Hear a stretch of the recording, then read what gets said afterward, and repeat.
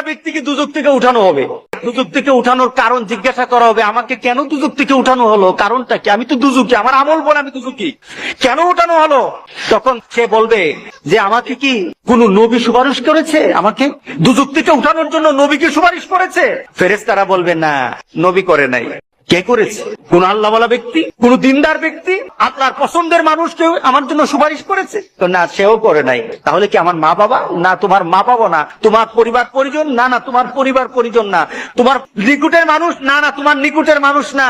তোমার একটা বন্ধু ছিল, তুমি তাকে চিন্তা, তার একটা সম্পর্ক ছিল তোমার সাথে, কিন্তু সে যে চরিত্রের ছিল তুমি সে চরিত্রের ছিল না, কিন্তু সে তোমার মহব্বত করত, সে তোমাকে ভালোবাসতো, তোমার সাথে তার একটা চলাফেরা ছিল। সে জান্নাতে চলে গেছে আর তুমি দুজকে। সে জান্নাতে তোমাকে খুঁজতেছিল, আমার বন্ধু কোথায়, আমার বন্ধু কোথায়, সে খুঁজতেছিল তোমাকে। তখন আল্লাহকে বলেছে, আল্লাহ আমার বন্ধু কোথায়? তোর বন্ধু তো দুজকে, তোর বন্ধু তো দুজকে।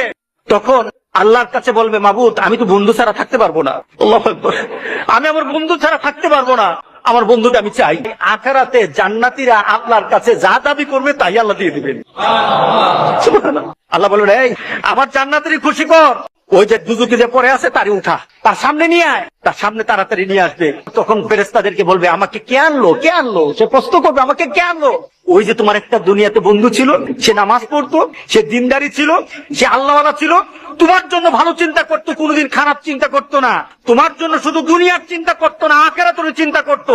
সে দুনিয়ার চিন্তা করে তোমাকে বন্ধু পেয়েছে, আখিরাতে তোমাকে বন্ধু পেয়ে সেখানে পাওয়ার জন্য কথা বলেছে। আল্লাহ সুবহান